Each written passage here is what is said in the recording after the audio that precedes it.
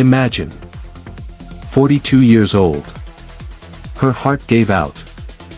The king of rock and roll, Elvis Presley, died alone in his Graceland estate, broken by the system that once made him a legend. Today, the world's biggest star, Taylor Swift, is building exactly the same machine. Only now she's playing the role of the Colonel. Why should even Taylor Swift become a fame machine? Today, we'll explore the dark mathematics of controlled fame. Without rose-colored glasses. Timex. Taylor Swift is no longer just a singer. She's an entire corporation. A machine, honed to perfection. Remember the Eras tour.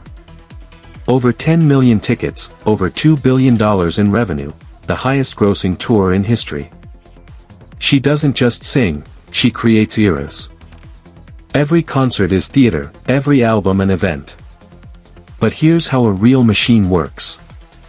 The same album is released in dozens, sometimes even 30+ versions.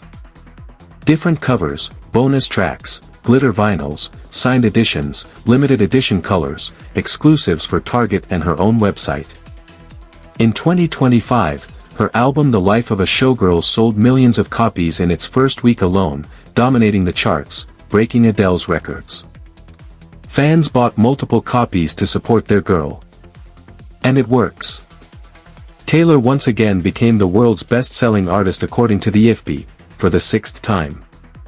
She controls absolutely everything. Lyrics, visuals, release strategy, merch, even political statements when the time is right. Like Elvis and Colonel Tom Parker, who took 50% of everything and kept him in a gilded cage, everything is subordinated to one goal. Maximum control over the narrative and cash flow. Only now the Colonel is herself. And the price of this control grows every year. Let's break down the math behind this machine. Equation 1. Fame control equals isolation. The more you control your image, the less of the real you remains.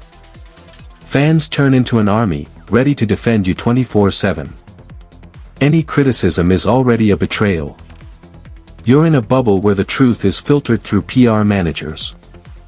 Elvis ultimately lived in Graceland, surrounded only by yes people and pills. Taylor, in a world where her every move is analyzed by millions. Equation 2.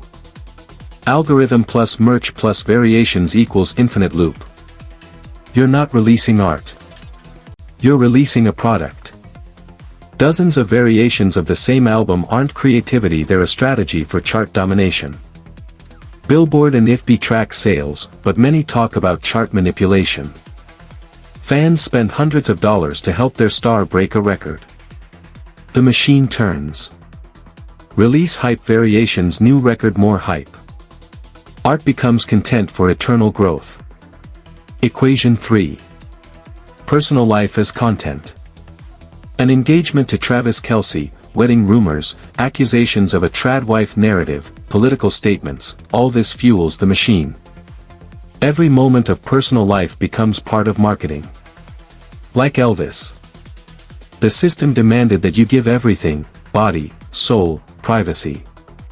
Today, it's even harsher, because cameras and algorithms are constantly monitoring. And now about the cost. Stalkers at home. Deepfake porn online. Constant paparazzi pressure. Backlash from her own fans, for chart manipulation, for new political songs, for her trad wife image, which supposedly contradicts the old feminist narrative. Even her wedding to Travis Kelce sparked controversy and conspiracy theories. Taylor lives in a gilded cage she built with her own hands. She wins money, influence, and records. But she's losing the freedom to be just a person. The fatigue on stage is obvious. Just like Elvis in his later years, pumped up on pills, performing out of inertia, under the control of the Colonel, who cared more about profit than about people. After Elvis's death, it was revealed that Parker and the label had acted against his interests. Is history repeating itself? Only now the performer and manager are one and the same. And here's the scariest part. Today, Every other YouTuber, TikToker, and influencer is repeating this same math. We ourselves are becoming the Taylor Swift of our own little empires. Constant content. Algorithm optimization. Image control. Filming our lives 24/7. The statistics for 2026 are frightening.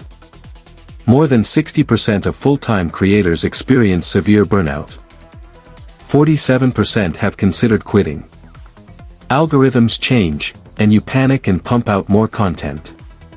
Platforms reward those who package and control themselves best. But ultimately, they break you just like they broke Elvis. The dark math is simple. The more control you have over your fame, the less of yourself you have left. Taylor Swift isn't a victim of the system, she's its mastermind. But even a mastermind can't quit without losing almost everything. If you enjoyed this video, like it, subscribe, and turn on notifications. Tell us in the comments. Do you think Taylor is a victim of the machine or a mastermind of control? The next video will be even more brutal. Timex, without rose-colored glasses.